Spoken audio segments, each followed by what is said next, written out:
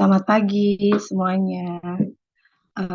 Kita pagi ini akan memulai teologi sistematika kita. Sebelum kita mulai, kita akan bersatu di dalam doa. Kami bersyukur Tuhan Yesus yang baik atas hari yang baru Engkau berikan buat kami Tuhan. Engkau sudah menyertai kami di sepanjang istirahat malam kami, hingga kami boleh bangun dengan tubuh sehat, kuat lagi yang baru daripadamu. Kami tahu itu semua karena anugerah-Mu yang begitu besar dan melimpah buat kehidupan kami. Oleh sebab itu kami patut menaikkan ucapan syukur kami kepadamu ya Tuhan. Terima kasih Tuhan Yesus yang baik, terima kasih. Terlebih Tuhan Yesus, Engkau terus berikan kami kekuatan, kemampuan, semangat yang baru untuk kami kembali belajar akan kebenaran firman-Mu. Terima kasih Tuhan, terima kasih. Kami mohon terus belas kasihan-Mu, terangi mata hati kami, berikan kami roh pengertian Tuhan, apa yang kami pelajari bukan Tuhan karena tafsiran pemikiran kami, tapi biarlah itu roh-Mu yang Tuhan Yesus memberi pengertian untuk kami lebih lagi mengerti akan firman-Mu yang kami pelajari saat pagi hari ini. Terlebih kami boleh menggunakannya, mengaplikasikannya dalam kehidupan kami. Terima kasih Tuhan, terima kasih. Terpujilah Engkau Tuhan. Kami menyerahkan hamba-Mu yang akan memaparkan setiap kebenaran firman-Mu Tuhan. Urapi hamba-Mu, biar apa yang diperkatakan oleh hamba-Mu itu semua daripada-Mu, hikmat yang Kau berikan daripada-Mu buat hamba-Mu untuk dibagikan kami Tuhan Yesus, dibagikan teman-teman kami yang akan melihat channel YouTube. Tuhan Kau berkati Tuhan Yesus.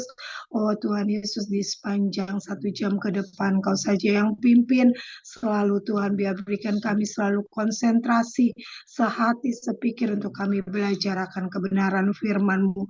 Terkadang kami tidak mengerti, tapi kami percaya Tuhan Kau saja yang berikan kami pengertian, semangat baru. Terima kasih Tuhan, terima kasih. Terpuji-pujilah Engkau Tuhan. Kami juga ampuni kami Tuhan, mohon ampun selalu kepadamu.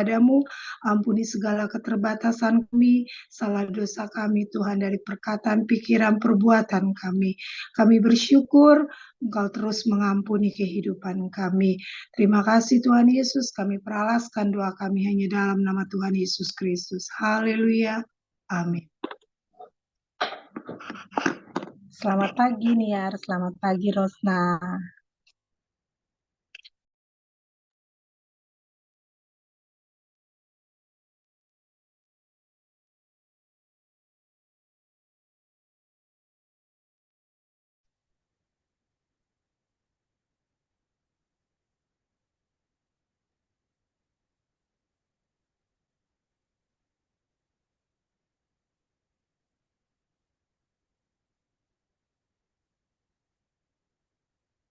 Kita bersyukur pagi hari ini sama-sama dapat kembali belajar firman Tuhan. Kita percaya semua karena anugerah-Nya. Kita berdoa supaya apa yang kita pelajari dapat tersimpan di memori pikiran kita, sehingga ada saat-saat oleh kehendak Roh, memori tersebut akan reload ketika kita menghadapi pilihan-pilihan dalam hidup kita. Puji Tuhan, segala hormat kemuliaan bagi Yesus. Kita masuk ke doktrin Alkitab.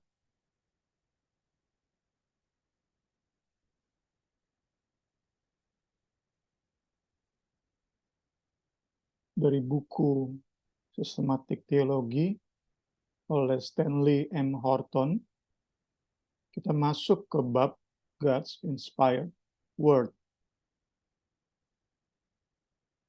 Perkataan yang keluar dari diri Allah oleh Allah. Perkataan yang keluar dari diri Allah oleh Allah.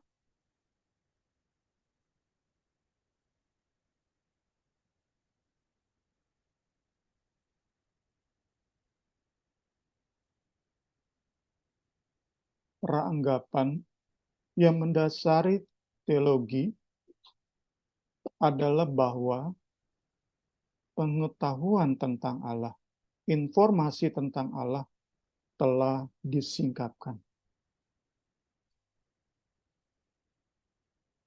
Dengan demikian, sebelum disingkapkan, sebelum diwahyukan, tidak ada sedikit pun informasi tentang Allah dapat dipelajari ataupun diajarkan. Sebelum Allah mewahyukan keberadaannya, sifat-sifatnya, karakternya, hakikatnya, sebelum itu semua disingkapkan kepada manusia, maka segala bentuk diskusi tentang Allah, segala bentuk pembicaraan kita tentang Allah itu hanyalah spekulasi.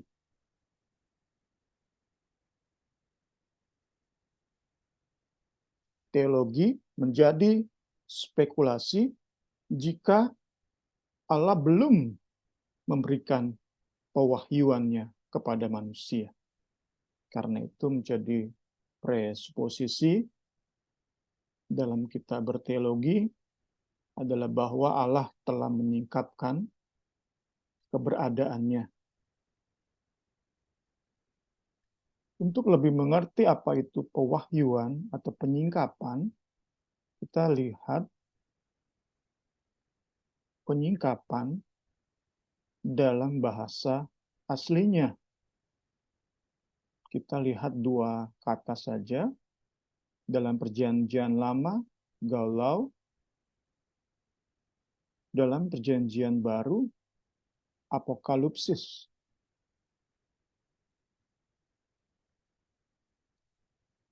Galau memiliki arti membuka selubung, cover,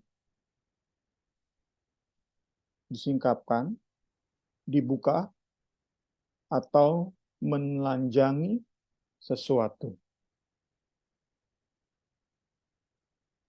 Itu galau dalam bahasa Ibrani. Contohnya, Yesaya 47 ayat 3, biarlah auratmu tersingkap, galau, dan aibmu kelihatan. Aku akan mengadakan pembalasan dan tidak menyayangkan seorang pun. Kita tidak sedang membahas konteks ayat, tapi kita sedang membahas kata tersingkap, memakai kata gaulau dalam bahasa Ibrani. Galau sekali lagi memiliki arti membuka selubung atau menelanjangi sesuatu. Galau kerap digunakan untuk mewakili tindakan Allah mengungkapkan isi hatinya kepada orang-orang kepercayaannya. Sering kita dengar, menjadi kehendak Tuhan, kita bukan hanya bisa percaya kepada Allah, tetapi biarlah kita pun dipercaya oleh Allah. Karena dalam kondisi tersebut, Allah akan menyingkapkan, mengungkapkan isi hatinya. Amos 3 ayat 7. Sungguh Tuhan Allah tidak berbuat sesuatu tanpa menyatakan galau keputusannya kepada hamba-hambanya para nabi. Yang sebelumnya tersembunyi, yang sebelumnya merupakan spekulasi, manusia hanya bisa menerka, saat disingkapkan oleh Allah, itu menjadi informasi yang kemudian bisa menyatu dengan kita, yang bisa mengubahkan kita, yang bisa meneguhkan kita. Yang sebelum tersembunyi, kemudian dibukakan, disingkapkan, sehingga pengetahuan tentang Allah, informasi tentang Allah, itu bisa kita pahami secara jelas. Kemudian kita lihat kata kedua, dalam perjanjian baru, digunakan kata apokalipsis. Ini banyak kali digunakan untuk mewakili tindakan penyataan Injil, penyataan karya keselamatan yang Yesus Kristus kerjakan. Kita lihat itu di dalam Galatia 1 ayat 12. Karena aku bukan menerimanya, bukan menerima Injil, karena aku bukan menerima Injil dari manusia, dan bukan manusia yang mengajarkan Injil kepadaku, tetapi aku menerima Injil oleh penyataan apokalipsis Yesus Kristus.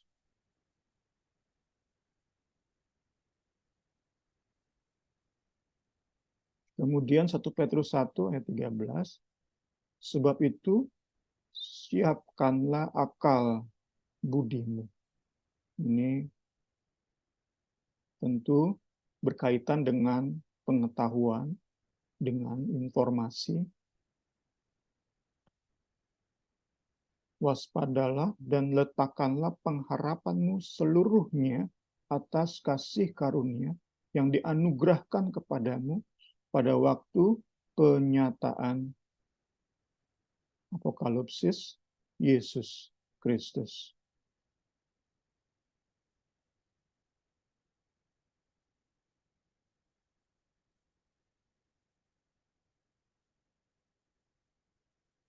Seorang teolog, Oliver Baswell, meyakini bahwa apokalipsis digunakan bukan hanya untuk mewakili tindakan Allah, menyingkapkan informasi tentang dirinya, tetapi juga tindakan Allah memperkenalkan pribadinya, memperkenalkan dirinya secara langsung kepada manusia.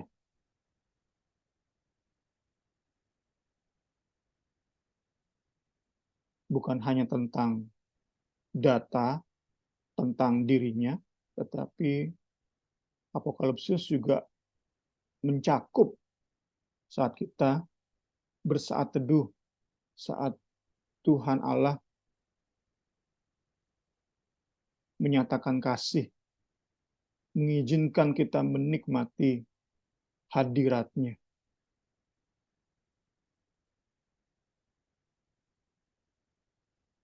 Namun perlu diingat, fakta ini kerap disalahgunakan oleh mereka yang malas belajar, yang hanya mengandalkan roh.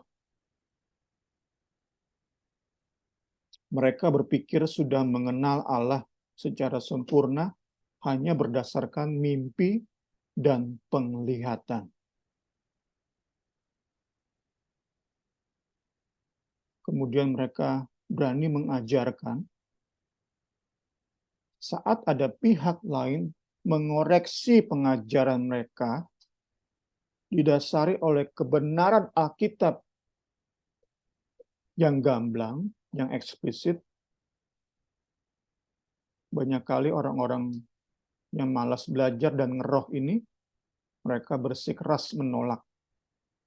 Mereka berkeyakinan lewat hubungan langsung dengan Allah, mereka sudah sangat mengenal Allah. Karena itulah bagi kita, meski pewahyuan ilahi itu juga mencakup ia memperkenalkan diri secara langsung, Tetap bagi kita tidak menganggap ringan informasi tentang Allah yang Allah singkapkan dalam Alkitab. Kita tidak menganggap ringan.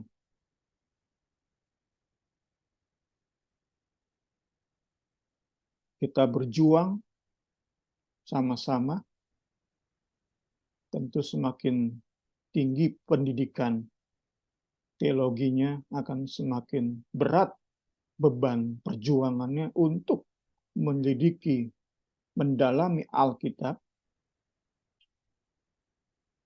Karena sekali lagi, kita tidak menganggap ringan informasi tentang Allah. Lewat firman-Nya, lewat karyanya, kita tidak menganggap ringan. Karena kita percaya melalui pembelajaran akan firman dan karyanya, kita dapat mengenal pribadinya, jalan-jalannya, nilai-nilainya, tujuan-tujuannya, dan rancangan keselamatannya.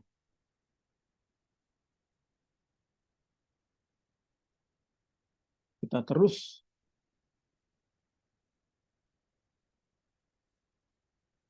mendalami firman, namun kita tidak berhenti hanya mendalami firman. Kita menjalani hubungan yang semakin erat dari hari ke hari dengan Allah kita. Itu yang kita dapat dari bagian ini saat kita belajar bahasa asli dari pewahyuan ayat atau penyikapan ilahi.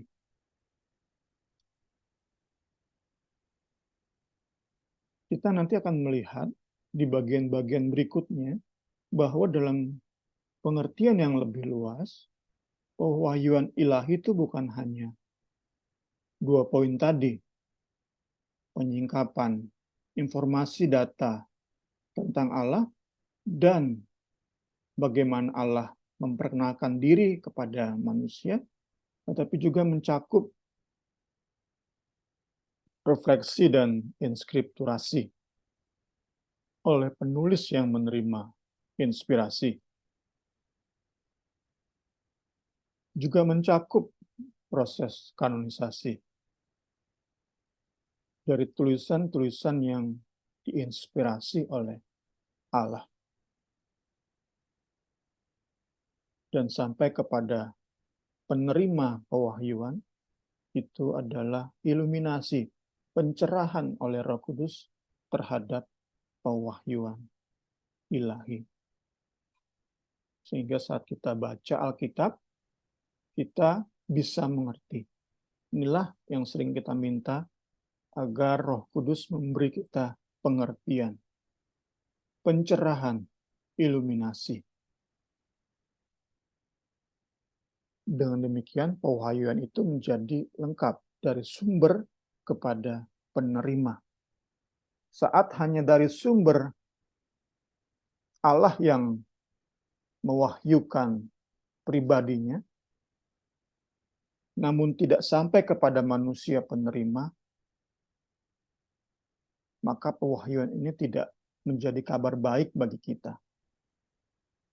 Hanya saat Roh Kudus mencerahkan pikiran hati kita, maka pewahyuan ilahi itu berdampak dalam hidup kita. Istilah-istilah inskripturasi, kanonisasi, iluminasi itu akan kita belajar pada Jumat-Jumat berikutnya, pada pertemuan-pertemuan berikutnya.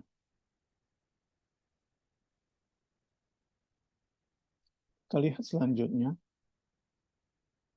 Allah seperti apa yang mewahyukan pribadinya.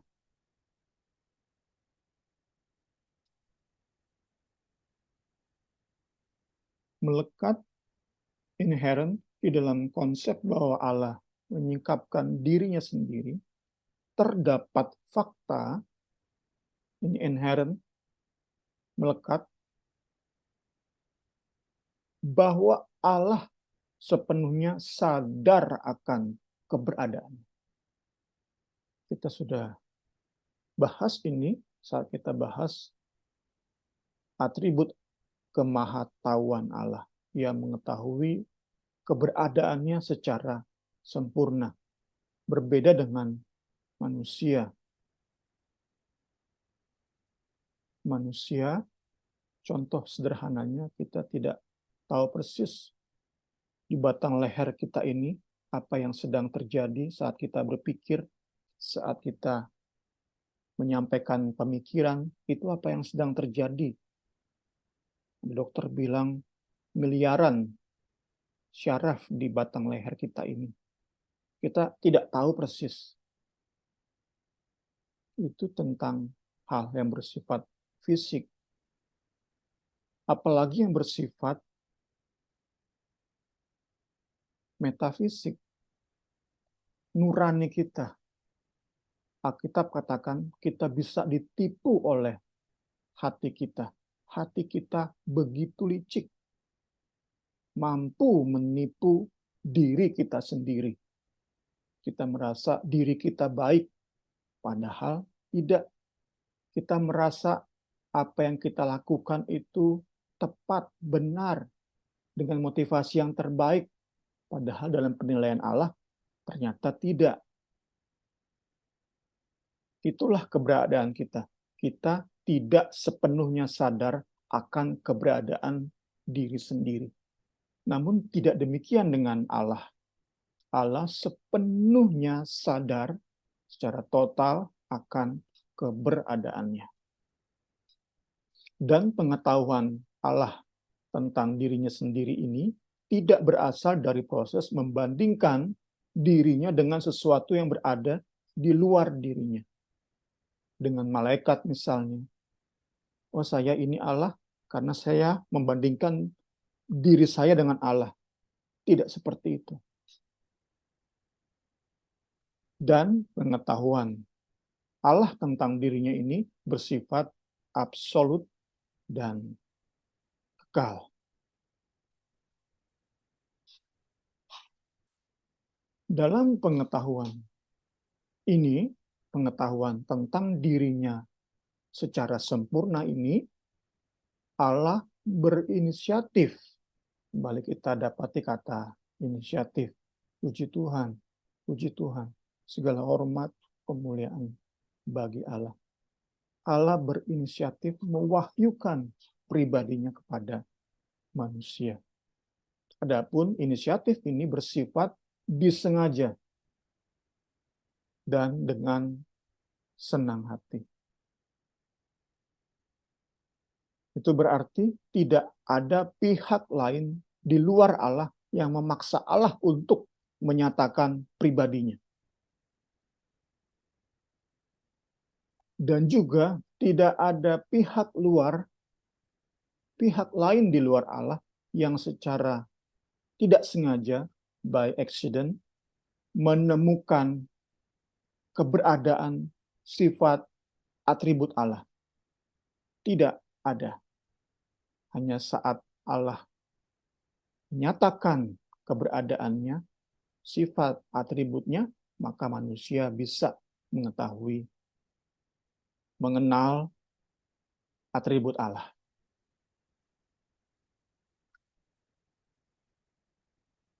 Kita bisa bandingkan dengan harta karun yang tersembunyi berabad-abad. Itu mungkin saja ditemukan oleh manusia secara baik disengaja maupun tidak disengaja. Itu harta karun yang tersembunyi amat dalam, sangat jauh dari jangkauan manusia. Tetapi bisa ada kemungkinan, meskipun mungkin kecil sekali, hanya berapa persen kemungkinannya, probabilitasnya, namun tetap saja itu bisa. Namun dengan Allah tidak demikian. 0% kemungkinan Allah ditemukan secara tidak sengaja oleh manusia.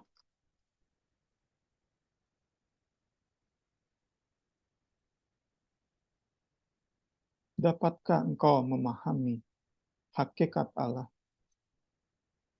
Dapatkah manusia menyelami batas-batas kekuasaan yang maha kuasa? Jawabannya tentu tidak.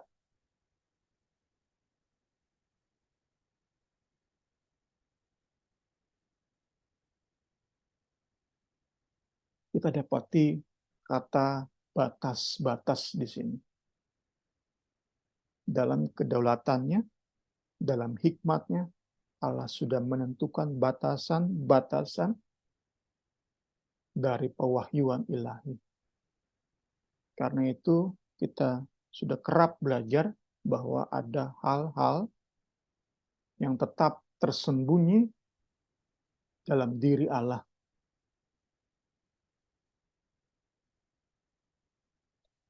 Ada misteri-misteri yang tidak dibukakan kepada manusia.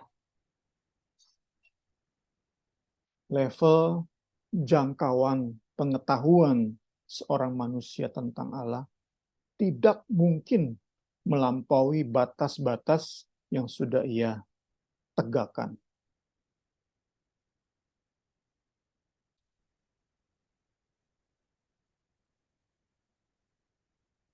Kita akan diskusi, diberi kesempatan bagi para penanggap, dipersilahkan.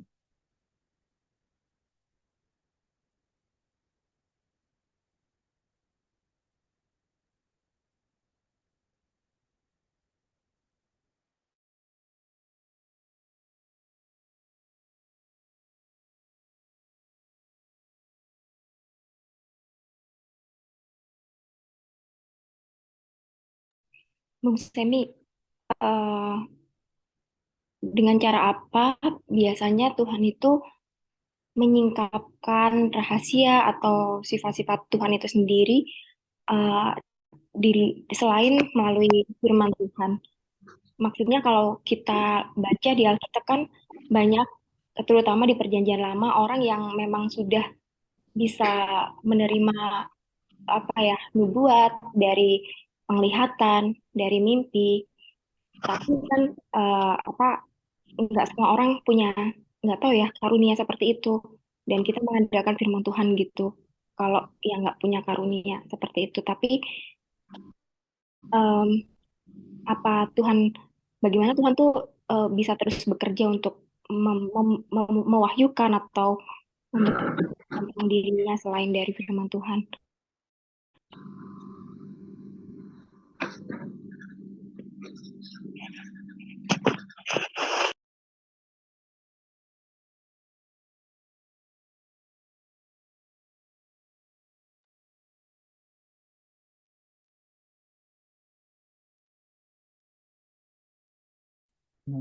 Kita akan belajar nanti tentang firman yang menjadi manusia, itu pribadi Yesus. Karena itu kekristenan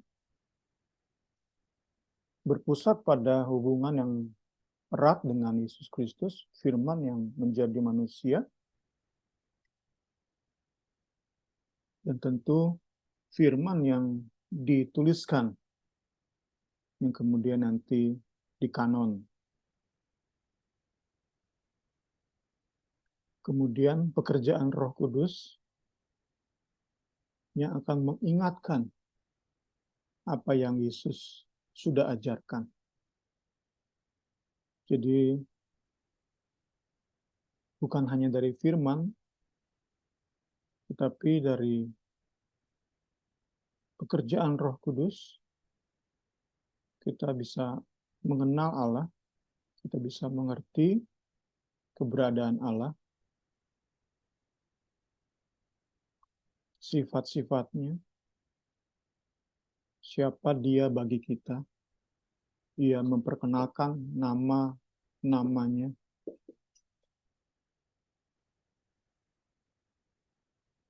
Itu mungkin dari saya. Mungkin Niar ada tanggapan? Udah cukup, Bung. Ya, udah jelas. Terima kasih.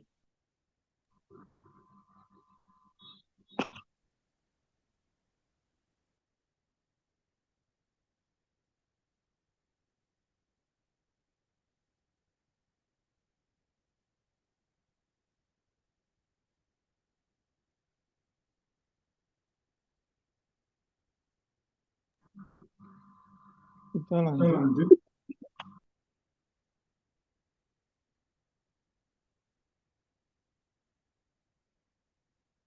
Dalam inisiatif Allah mewahyukan keberadaannya, Allah pun menentukan, ada 4 poin di sini, apa konten pewahyuan, bentuk dari pewahyuan, situasi atau tempat dari pewahyuan, kemudian metode pewahyuan.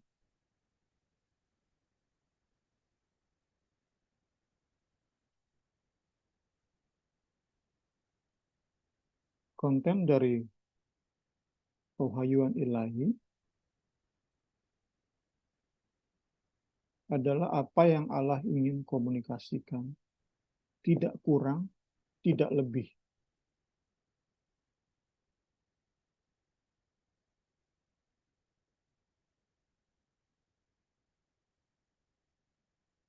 Di luar konten tersebut, segala bentuk pembicaraan ataupun diskusi tentang Allah tak lebih dari spekulasi.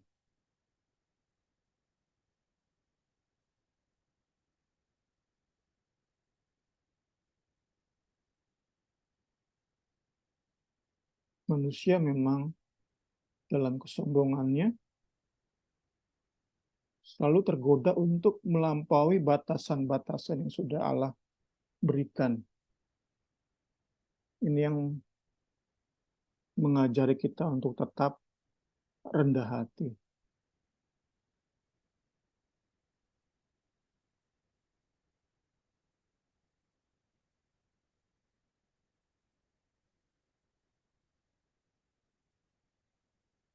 Kedua, bentuk dari pewahyuannya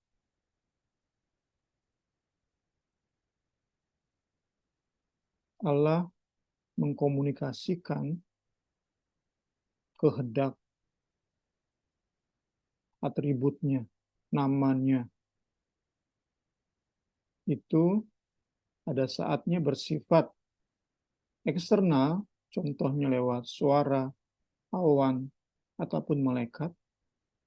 Ada saatnya di kesempatan lain bersifat internal, contohnya mimpi dan penglihatan. Bilangan 12 ayat 6, ini contoh yang bersifat internal. Lalu ia berfirman, dengarlah firmanku ini. Jika di antara kamu ada seorang nabi, maka aku Tuhan menyatakan diriku kepadanya dalam penglihatan. Aku berbicara dengan dia dalam mimpi. Ini bersifat internal, bentuk dari pewahyuan ilahi. Kisah Rasul 9 ayat 3-4 ini contoh dari bentuk pewahyuan yang bersifat eksternal. Dalam perjalanan Paulus ke Damsyik, ketika ia sudah dekat kota itu, tiba-tiba cahaya memancar dari langit mengelilingi dia. Ia rebah ke tanah, dan kedengaranlah olehnya suatu suara yang berkata kepadanya, Saulus, Saulus, mengapa engkau menganiaya aku? Suara yang menyatakan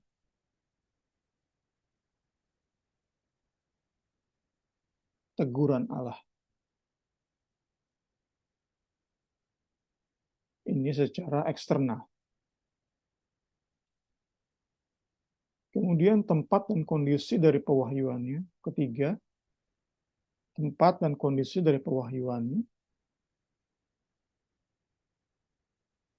Allah mewahyukan dirinya di Taman Eden, di padang gurun Midian, di Gunung Sinai. Ia menyingkapkan keberadaannya di istana raja, di padang penggembalaan, bahkan di dalam penjara.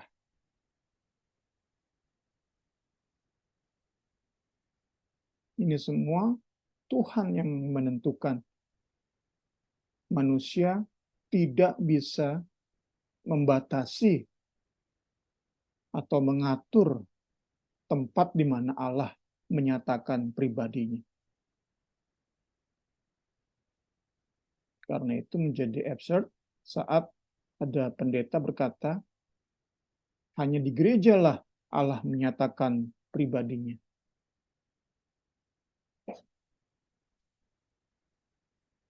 Tempat di mana Allah menyatakan dirinya itu sepenuhnya berdasarkan kedaulatan Allah. Ia bebas. Puji Tuhan, puji Tuhan.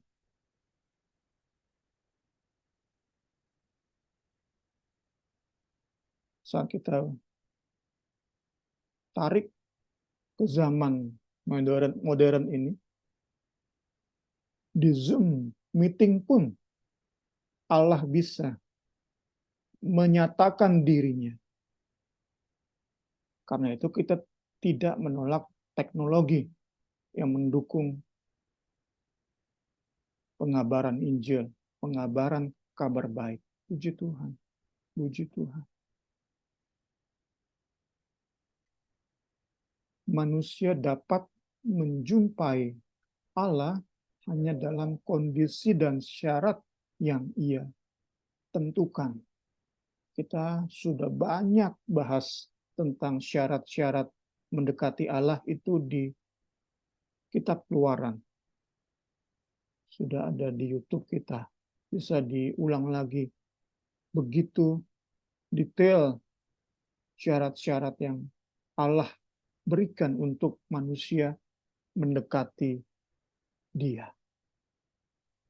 Dalam kedaulatannya, Ia bahkan menyatakan diri hanya kepada orang-orang tertentu. Tadi sudah Niar sedikit singgung, hanya kepada nabi. Saat keselamatan lewat bangsa Israel,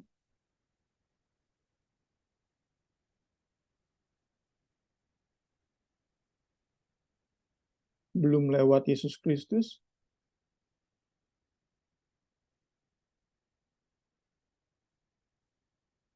Allah menyatakan dirinya hanya kepada orang-orang tertentu, para nabinya. Tidak ke semua orang Israel. Allah memakai nabi untuk menyampaikan pesannya. Keempat, metode pewahyuannya, Ia menyatakan diri dengan cara bertahap, tidak sekaligus. Bahkan ada saat di mana Allah menahan pewahyuannya, di mana Ia berdiam diri. Ini dasarnya Pengkhotbah 3 ayat 7, ada waktu untuk berdiam diri, ada waktu untuk berbicara. Ini pun dapat diaplikasikan kepada Allah. Kemudian Ibrani 1 ayat 1. Setelah zaman dahulu Allah berulang kali dan dalam pelbagai cara berbicara kepada nenek moyang kita dengan perantaraan nabi-nabi. Secara gradual, sedikit demi sedikit, berulang kali dengan berbagai cara. Itulah cara Allah, metode pewahyuan ilahi. Kita masuk ke bagian akhir dari pagi ini. Sesi kita pagi ini adalah pewahyuan ilahi itu merupakan ekspresi anugerah. Allah menyatakan pribadinya didasari oleh kerinduan Allah untuk menyalurkan kasih-Nya kepada manusia. Kasih yang pribadi Trinitas telah nikmati dalam kekekalan. Itu merupakan anugerah kasih karunia. Ia memperkenalkan diri bukan karena membutuhkan kasih dari manusia atau membutuhkan pengakuan dari manusia, validasi dari manusia. Ia tidak membutuhkan semua itu. Dalam kekekalan, pribadi-pribadi Allah saling mengasihi, saling memuaskan di dalam kasih tersebut. Allah sudah penuh dengan kasih, limpah dengan kasih. Allah pun tidak butuh validasi dari pihak lain, dari malaikat, dari iblis apalagi, termasuk dari manusia. Itulah dikatakan bahwa pewahyuan ilahi itu merupakan ekspresi anugerah. Ia rindu berbagi kasih yang sudah ia nikmati dalam kepenuhannya dalam kekekalan. Ia pun tak memiliki kewajiban terhadap manusia, seolah-olah ia berhutang sesuatu.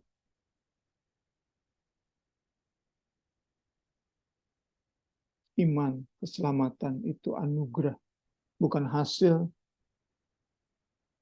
usaha kita, bukan jasa kita.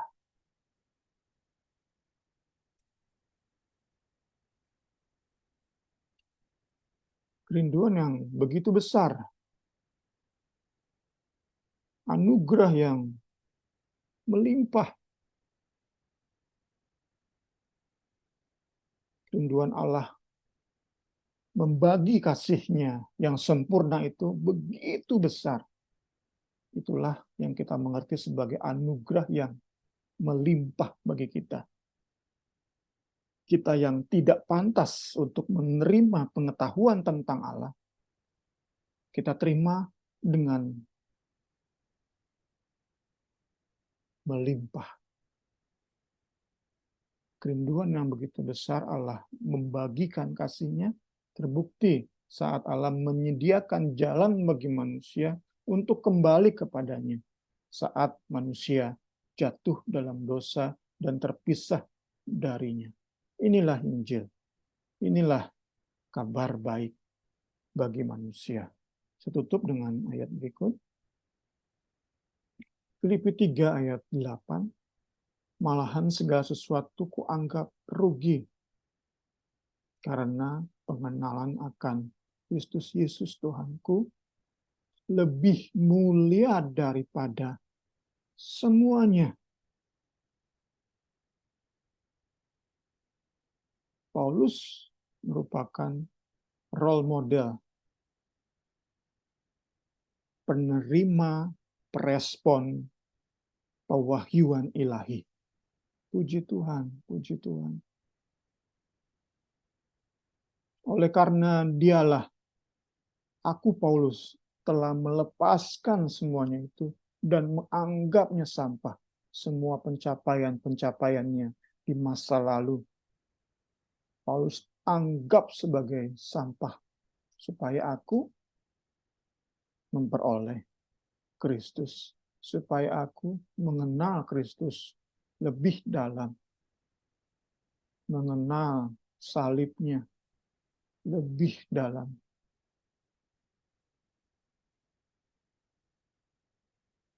Kekaguman Allah yang tak terbatas itu, kekaguman akan Kristus yang tak terbatas itu, memampukan Rasul Paulus melepaskan semua dan menganggapnya sebagai sampah karena ia tahu dalam ketidakterbatasan Kristus, ia semakin hari akan semakin kagum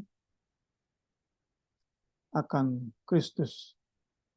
Di dalam pengenalan akan Kristus Yesus, Tuhan dari Rasul Paulus.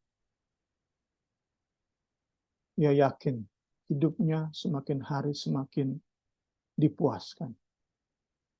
Puji Tuhan kiranya sesi pagi hari ini menjadi dasar bagi kita untuk masuk ke sesi-sesi berikutnya.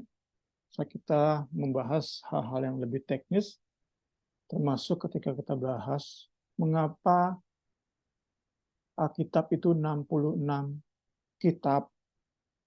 Itu kan kita pada saat kita penasaran.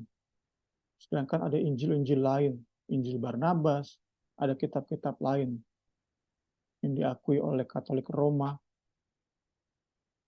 Mengapa kanon itu membatasi Alkitab hanya 66 kitab, 39 Perjanjian Lama, 27 Perjanjian Baru. Mengapa hanya itu? Apa yang menjadi syarat-syarat untuk masuk kepada Alkitab? Puji Tuhan kita percaya anugerah Tuhan menjadi bagian kita.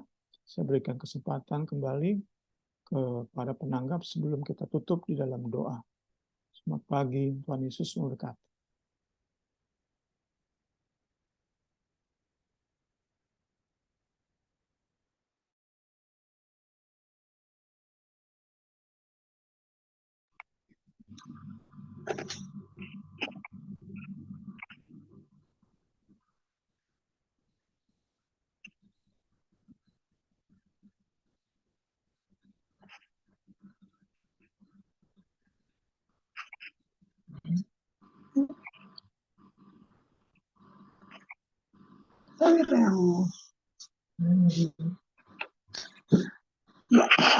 Puji Tuhan, kita akan tutup pelajaran kita saat pagi hari ini. Nanti saya minta Niar yang tutup dalam doa ya. Iya, Kak. Baik. Mari kita berdoa. Sungguh bersyukur ya Tuhan, di pagi hari ini kami boleh sekali lagi mendengarkan kebenaran firman-Mu, mendengarkan pelajaran-Mu jauh lagi ya Tuhan Yesus. Tuhan terima kasih ya Tuhan Yesus atas segala inisiatif yang Tuhan terus mau ungkapkan kepada kami Tuhan Yesus, dengan segala kesenangan hati Tuhan, dengan segala gairah Tuhan, Tuhan mau kami terus untuk bertemu dengan Tuhan, memahami Tuhan, melihat Tuhan lebih lagi. Terima kasih ya Tuhan Yesus, kami sungguh bersyukur ya Tuhan Yesus, karena keberadaan-Mu ya Tuhan Yesus. Tuhan telah menyingkapkan Tuhan batasan-batasan kami, seharusnya ya Tuhan Yesus sebagai manusia berdosa ya Tuhan, dengan nama Bapa ya Tuhan Yesus, lebih kami boleh menerima pengampunan-Mu Tuhan, kami boleh disucikan, dikuduskan, dan kami boleh mengenal-Mu lebih dalam lagi ya Tuhan. Ajarkan kami ya Tuhan Yesus untuk hidup ya Tuhan, turut kehendak-Mu, hidup dalam roh dan kebenaran. Kami boleh setiap hari ya Tuhan Yesus mengenal-Mu lebih dalam lagi ya Tuhan Yesus. Tolong kami ya Tuhan Yesus, agar supaya pikiran kami bisa lebih ya Tuhan Yesus fokus padamu, perkara-perkara yang di atas menjadi bagian kami ya Tuhan Yesus. Menyingkirkan segala hal-hal yang mungkin esensi ya Tuhan Yesus, tetapi boleh lebih mengedepankan apa yang Kau inginkan dalam hidup kami ya Tuhan. Kami yang terus-menerus menerima pewahyuan dari-Mu dan mau meneruskannya kepada kami ya Tuhan. Kami berdoa ya Tuhan Yesus, setiap akal budi Tuhan Yesus, setiap hikmat marifat Tuhan, boleh terus Bung Semi terima ya Tuhan Yesus, boleh terus Bung Semi salurkan kepada kami ya Tuhan. Kami semakin dikuatkan, kami semakin dimampukan untuk melihat-Mu lebih lagi, kami dimampukan ya Tuhan untuk hidup dalam roh dan kebenaran ya Tuhan. Ya, kami berdoa ya Tuhan untuk masing-masing dari kami di sini, Bung Semi, Kak Rini, Rosna, Hamba sendiri, dan bahkan Tante Yani, ya Tuhan Yesus, kiranya Tuhan menjamah kami ya Tuhan Yesus, untuk boleh ya Tuhan menjadi anak-anak-Mu yang terus setia mengikuti jalan-Mu ya Tuhan Yesus, terus Tuhan Yesus memberikan hidup kami untuk memberi yang terbaik kepada-Mu ya Tuhan Yesus. Kami berdoa juga untuk setiap anakmu yang kau jamah untuk melihat channel YouTube ini nanti ya Tuhan. Ya Tuhan, Hanya ya Tuhan Yesus, mereka boleh beroleh pikiran ya Tuhan Yesus, ya, pikiran yang terang ya Tuhan untuk boleh mendengarkan firman-Mu lebih lagi ya Tuhan Yesus. haleluya, Kadang sulit, tapi kami percaya dengan Allah Roh Kudus ya Tuhan Yesus yang menjamah setiap hati anak-anak-Mu. Kami boleh mengerti ya Tuhan Yesus, memahami segala apa yang ingin Kau katakan Tuhan. Terima kasih ya Tuhan Yesus, terima kasih untuk pagi hari ini. Kami percaya Tuhan Yesus dan sukacita melimpah kepada kami. Kami percaya kami hidup hari ini dan seterusnya dengan berkat dalam haleluya. nama-Mu. Terima kasih ya Tuhan, kami berserah sisa waktu ke depan di dalam tangan-Mu. Di dalam nama Tuhan Yesus Kristus, haleluya. Amin.